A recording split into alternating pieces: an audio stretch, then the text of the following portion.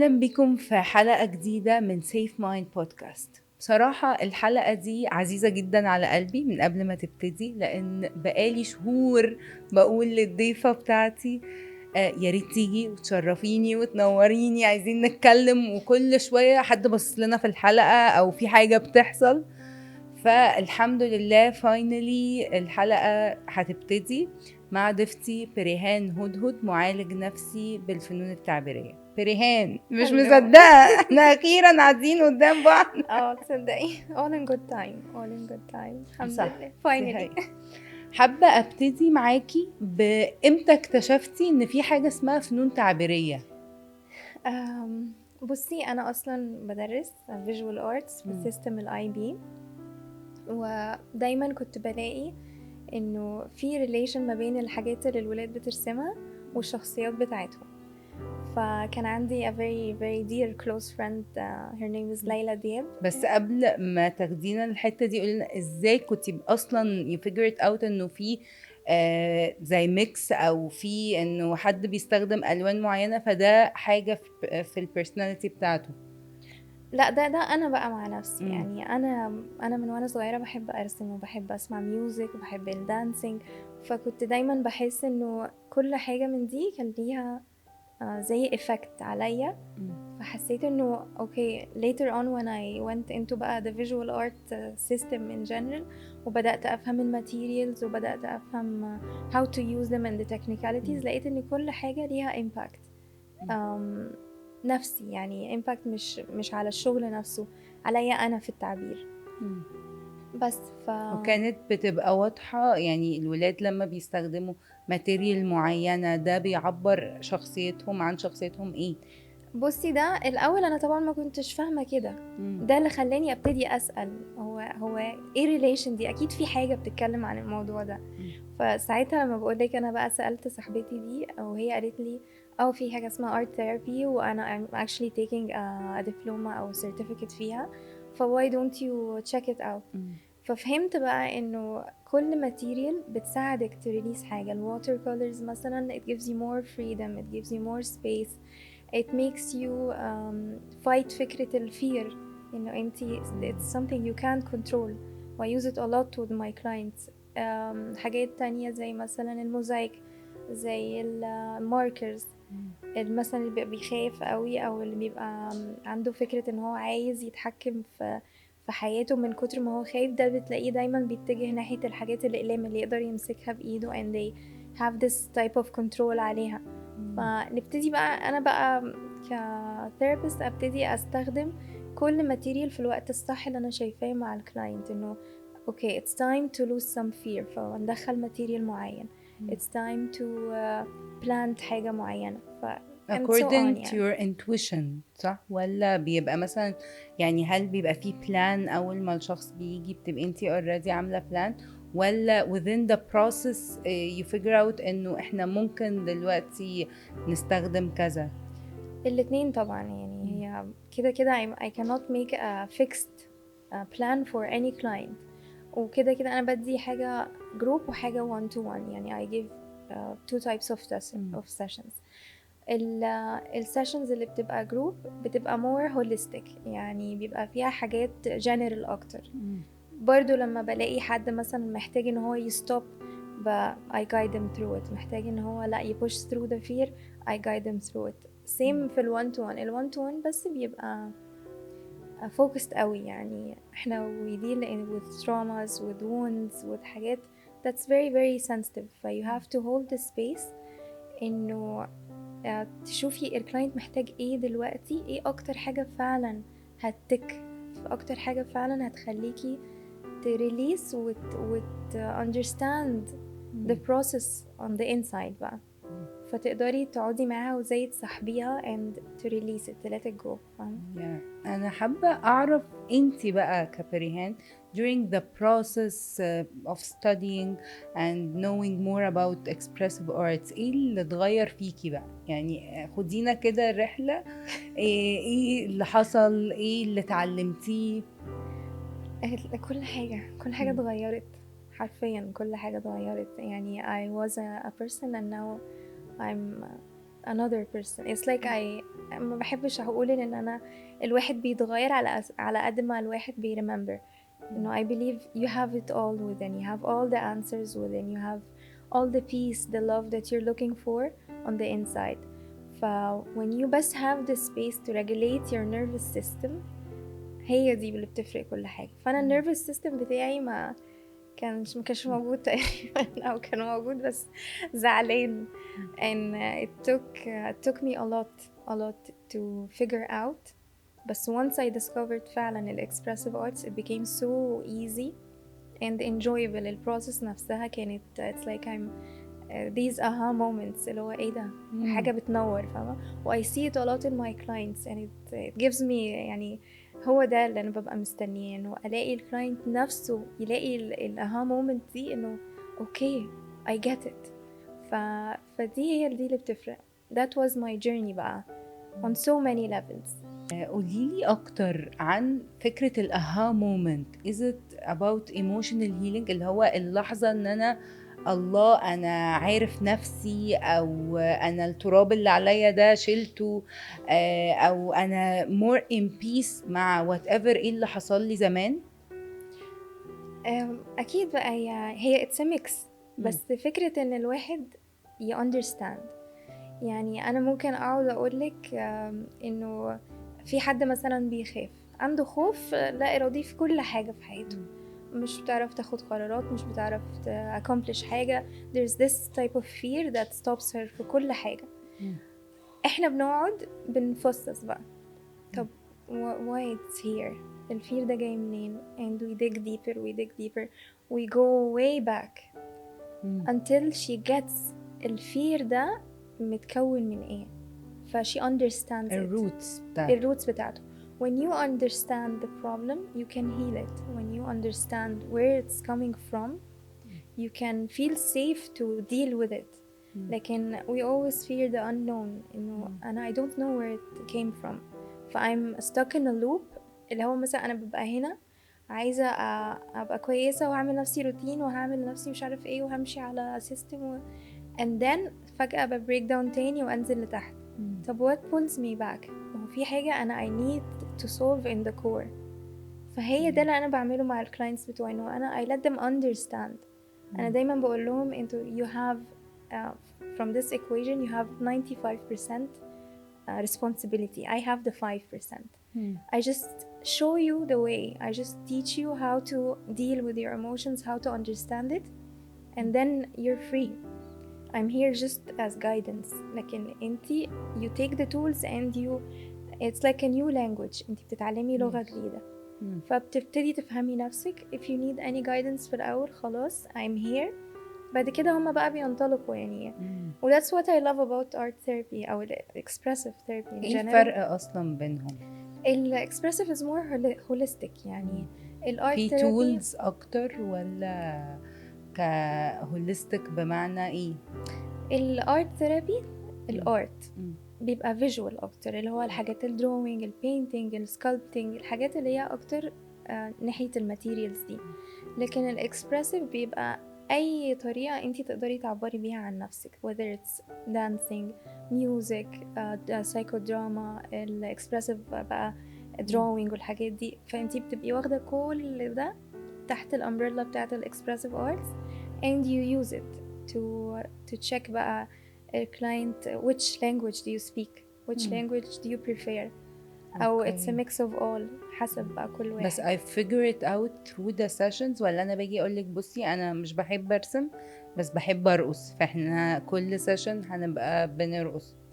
بصي بحس إنه مفيش حد ما بيعرفش يعمل حاجة. ده I believe it 100%. وده حتى السيستم بتاعي وأنا بدرس. لما كنت بدرس دايما لما بيطلع لي الستودنت بتاع miss I hate art، أول واحد ده بيجي في أول السنة no I hate it. surprisingly هتلاقي الستودنت ده by the end of the year بيعمل لوحات و he wants to display it and he wants everybody to see it. لأنه احنا بنبقى ميالين للغة معينة في التعبير، بس احنا نعرف نعمل كل ده لأن دي حاجة it's ancient, it's built within us. whether it's dancing ولا music, it's something that's human. in general. Yes. فلما حد بيجي يقول لي انا بحب كذا كذا، اوكي ممكن ناخد دي المدخل، بس كده كده we have to tap into all.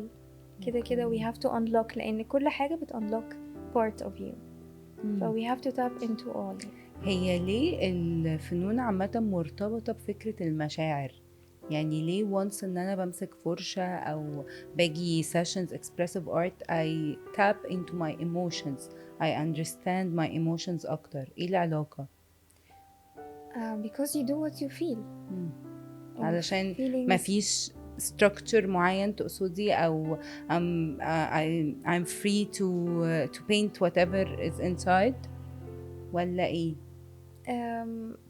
مش فاهمة قوي السؤال. خلينا نبتدي من اول، ايه هو الايموشنال هيلينج اصلا؟ اوكي، الايموشنال هيلينج هو انه انتي النيرفس سيستم بتاعك او الايموشنز بتاعتك تبقى عايزة تطلع وانتي مش عارفة تعبري عنها بالكلام، فوي يوز الاكسبرسيف ارتس في ان هي تعبر عن ده as a type of language، كأنها لغة بالظبط. الناس اللي ما بتعرفش تعبر قوي بالكلام بيبقى دي حاجة بالنسبة لهم so easy ان هم use materials instead of words. ف you use it بقى to express. When you express you see it in front of you, you actually see your own emotions on the material. طبعا مع الثيرابيست بتجايدي وبتفهمك او بصي انت عملتي كذا عشان كذا، حصل كذا عشان كذا، فهي بتبتدي تشرح لك فانتي تفهمي نفسك. بيحصل الايموشنال هيلينج فين؟ لما تبتدي بقى تتعلمي how to regulate it.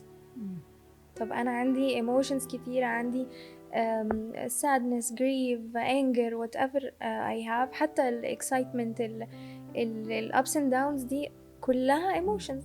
طب how to heal بقى، أو how to get this peace, how to get this flow through understanding them and regulating them. regulating them يعني زي ما يبقى عندك a lot، يعني زي force, huge force and you use it في outlets معينة to use it في المكان الصح بتاعها في الوقت الصح بتاعها. ف the more you understand this force the more you'll be able to make use of it أو use it in the best way to serve you. ف that's the emotional healing. وبيحصل كده فعلا يا فرهان؟ يعني انا متخيله حد بيسمع الحلقه بيقول انا رحت وحاولت وعملت واشتغلت بس برضو لسه في جوايا غضب، ورحت ارت ثيرابي ورحت اكسبرسيف ارت ثيرابي ورحت اتشعلقت على الحيطه، بس برضو لسه في حاجات انا مش مسامح نفسي عليها، مش مسامح اهلي او وات ايفر على اللي حصل. فده لو تنصحي الشخص ده بحاجه تبقى ايه؟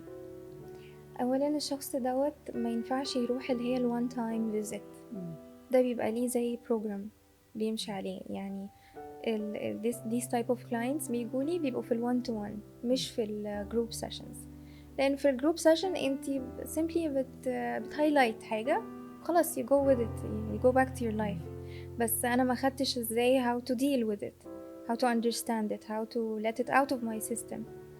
فلما شخص بيبقى عنده مثلا حتة الفاميلي تروما او الفاذر ووند او الماذر ووند او ايا كانت بقى المشكلة ايه مع الاهل، احنا لا، ده هو بيجي وبيبقى في زي program مثلا 6 sessions 8 sessions whatever بقى الكيس محتاجة ايه and we move through the process. بتيجي تقعد معايا الكلاينت او سواء هو راجل او ست، بيجوا يقعدوا معايا بنتكلم في اول سيشن I understand their background، افهم الدنيا ماشيه ازاي and then I leave them زي assignments هما they go home with it and we don't meet until they do that. عشان كده بقولك it's 95% on you 5% on me. I tell you okay انتي وانا احنا المرة دي هنشتغل على الحتة دي، ف you go back home with assignments معينة. You stay in contact with me throughout the week أو throughout the 10 days اللي انتي مش هتبقي معايا فيها مثلا أو مش هشوفك، هتبعتيني مثلا واتساب حتى لو شخبطة، حتى لو صورتي حاجة معينة. ببتدي بقى أقول لهم أوكي مثلا في حد بيحب يدودل مثلا، أوكي you can use the doodling as a language that's زي link between me and you، لأن this is what I understand deeply. يعني ده أقدر أفهم السبكونشس بتاعك بدأ يتغير الباترنز اللي فيه ولا هو لسه في الحتة اللي هو فيها. ف throughout the week أو throughout the 10 days it's like a channel, open channel between you and me. أقدر أفهم أوكي أنتي بقيتي فين، و at the same time أنتي طالما أنا سبتك، يعني إحنا قعدنا سيشن دلوقتي وأنا سبتك خلاص، أنتي روحتي بيتك أو روحتي حياتك عادي بالassignments اللي اديتهالك، أنتي you're planting new pathways في عقلك. المخ بدأ بيهايلايت حتة جديدة حطها at the back of your mind، فطول ما أنتي شغالة عليها throughout the week هي بدأت create a new pathway في حياتك. خلاص بقى topic جديد، بقى زي في اللابتوب كده فتحتي حاجة جديدة، ويندو جديد، فخلاص دي بقت حاجة جديدة. ف the more you work on it the more you invest in it بتبتدي ال old patterns to fade away and the new patterns هي دي اللي بتبقى highlighted. طب هل يعني مثلا ممكن شخص عنده OCD أو disorders بمختلف أشكالها يجي وفعلا يتعافى عن طريق ال expressive art therapy؟ خليني برضو أديكي example أحسن. مثلا say حد عنده eating disorder مثلا anorexia، أو مثلا حد عنده skin pooling أو hair pooling، هل ممكن فعلا يتغير ال disorders دي؟ ممكن يحصل فيها development أو يحصل تطور في الشخصية through expressive art؟ It helps a lot many. ودلوقتي بدأ في مصر الموضوع ينتشر شوية، إنه الدكتور بيحتاج مساعدة الثيرابيست إن هو يهلب الكلاينت إنه يغير الباثويز اللي شغالة في عقله، لأنه it's all types of releasing. The body talks to you. I'm a 100% believer that the body can heal itself. ازاي بقى؟ يعني في ناس مش تبقى عارفة. هي واضح ان حلقة مش هتبقى 20 دقيقة يعني ازاي الجسم بيكلمني او اعرف منين؟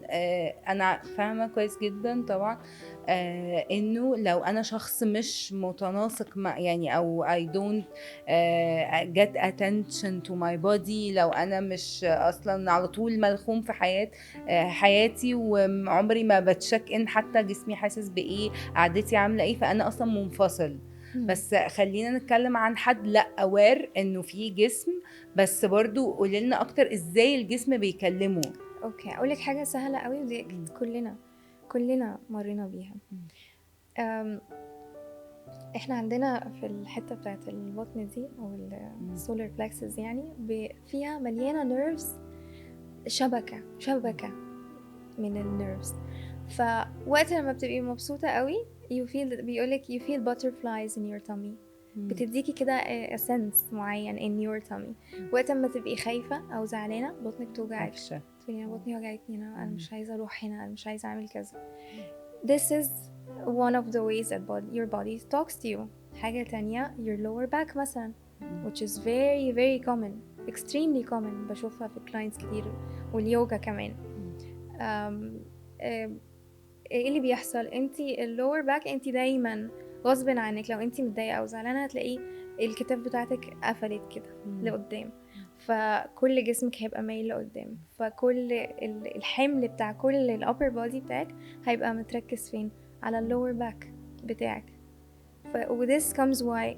Because you're so enclosed, you're so مثلا sad, you want to you seek this pose of the baby pose. عارفة البيبي pose بتاع ما بيبقى في بطن مامته بيبقى عامل كده وقافل كده.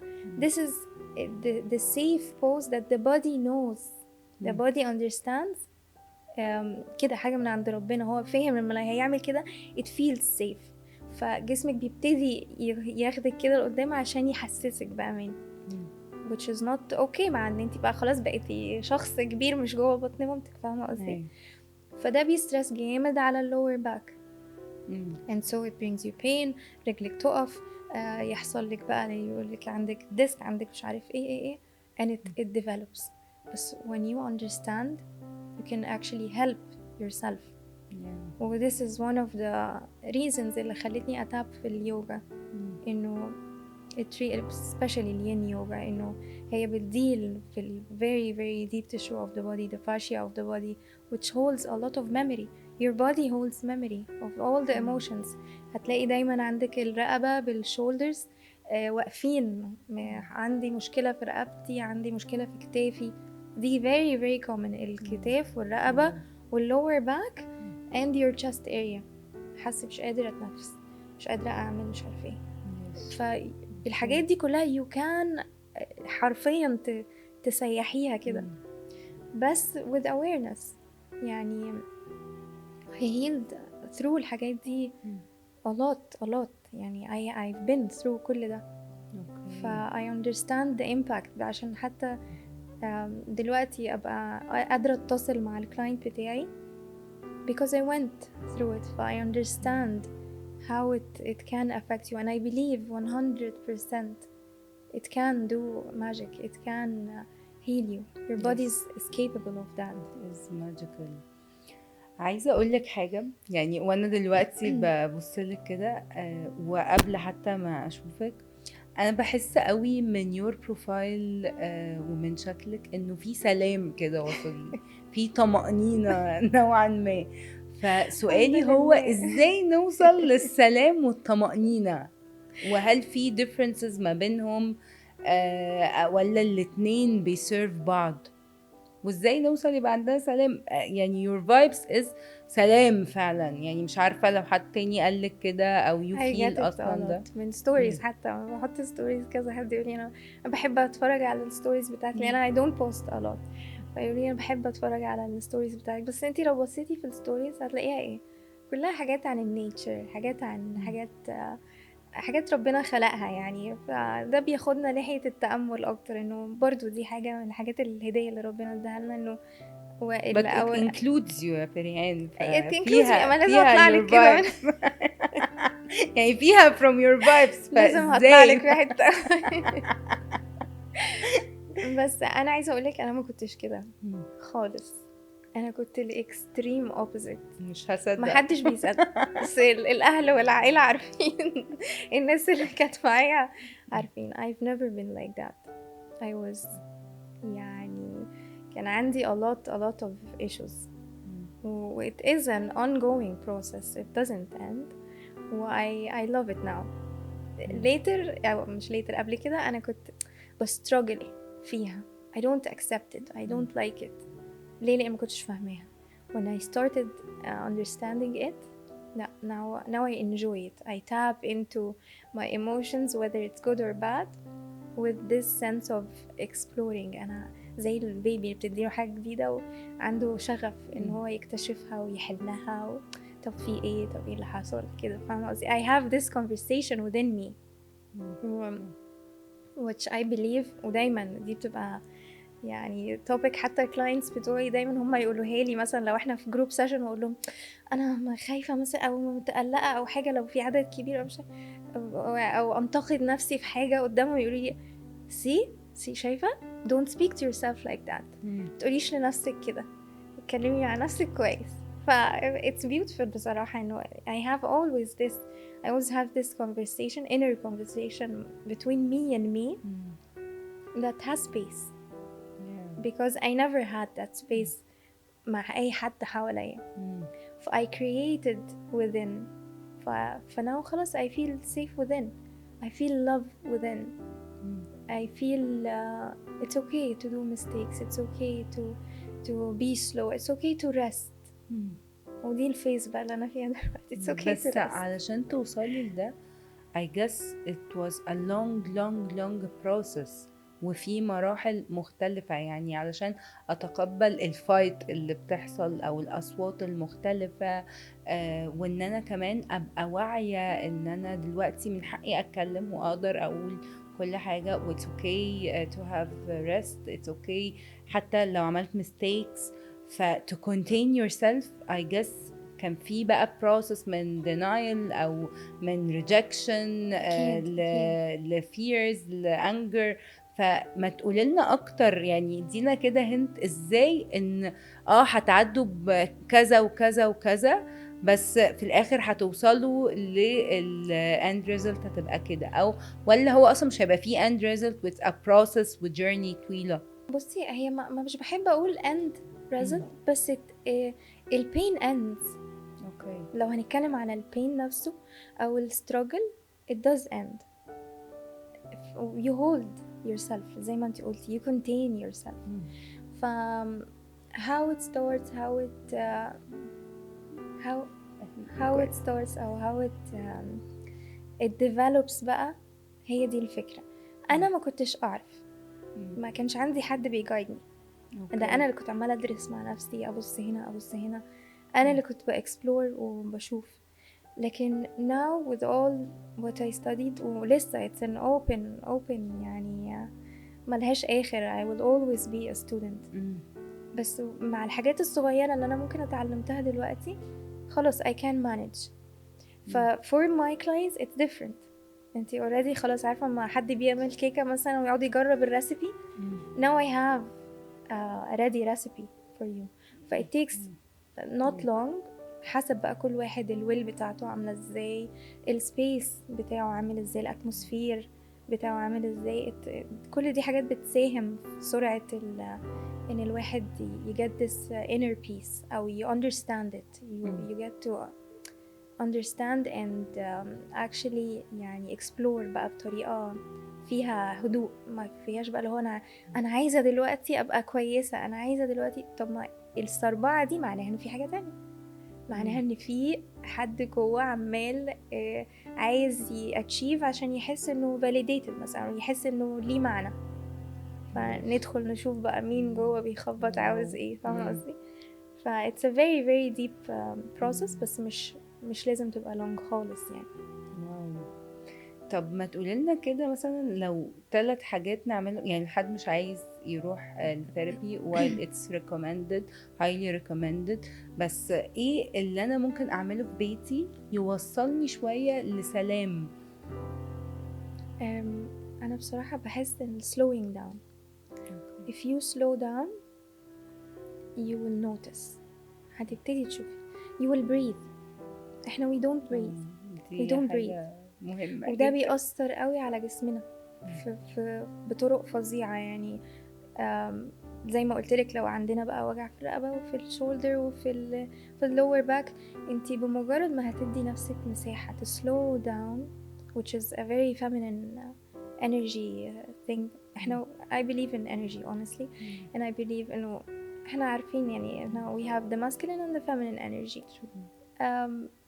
As a woman you need to tap into your femininity because this is your زي الشير بتاعك, الكراون بتاعك, مش عارفه اسمها ايه بصراحه, بس يعني ده العرش بتاعك اللي انتي تقعدي فيه وفعلا تبلوم بالطريقه الصح.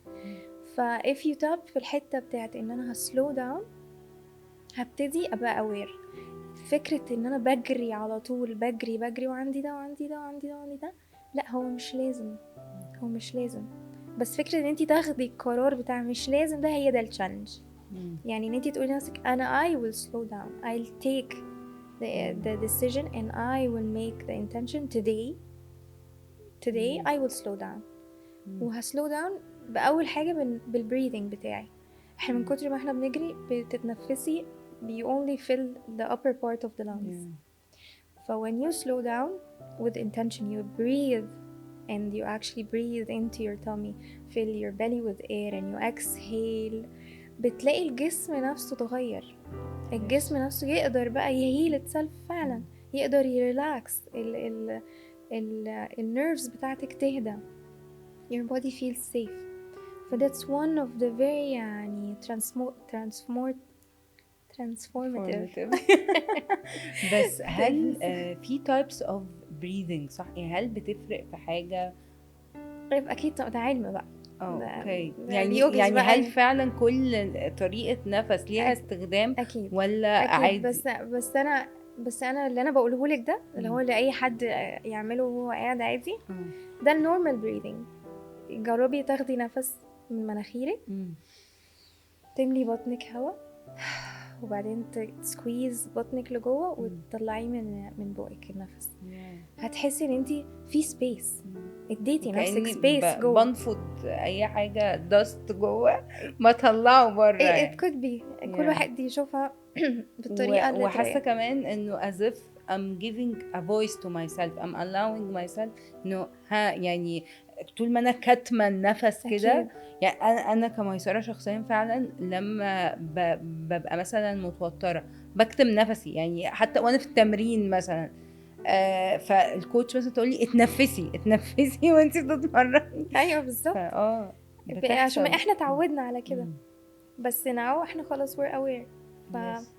فلما تلاقي نفسك It's اوكي true. لو انتي متوترة if you breathe into that tense أو stress بتلاقيه فك. يعني حتى في اليوجا we do that في الين يوجا. when we sit in a pose for مثلا 5-6 minutes could be more. فبتحتاجي لو أنا خلاص في حاجات حاساها بتوجع سنة. طبعا we don't push that much، بس when I tell you to breathe through the pain أو to breathe into the tension أو to breathe into the stress itself, you find it gets freed. It's like you're giving it عارفة أنا بتخيلها دايما إنه انتي كأن في حاجة كده متكعبلة and then you give it like a magical touch like a pixie dust كده بترشي عليها حاجة breathing بتاعها بيجي فيروح فككها. فاهمة؟ This is how I see it. And it really does give you I personally tried it and I've healed through it. breathing في حاجة معينة. It's really magical. Yes, it's true. خلينا نقفل الحلقة بحاجة انت عايزة تقوليها. ممكن تبقى حركة، ممكن تبقى sentence، ممكن تبقى اي حاجة انت حابة. ايه بقى في حاجات كتير قوي. شو قولي الحاجات الكتير لا لانه مفيش وقت. عندنا وقت. لا احنا طولنا. بصي انا عايزه اقول لاي حد فعلا هيتفرج على السيشن دي او الحلقه دي انا كله سيشنز عندي انه you can really achieve whatever you plant in your brain. Whatever you plant on the inside can grow on the outside. There's nothing impossible. There's nothing you cannot achieve.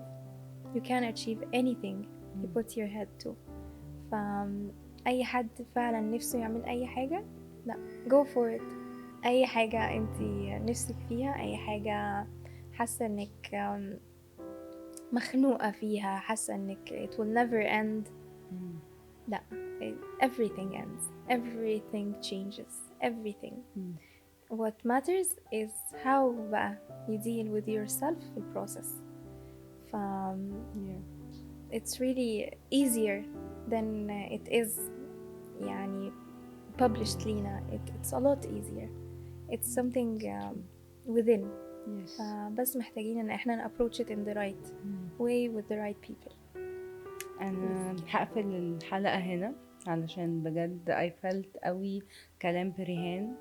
وابعتولي your reflections على الحلقة واشوفكم في حلقة جديدة.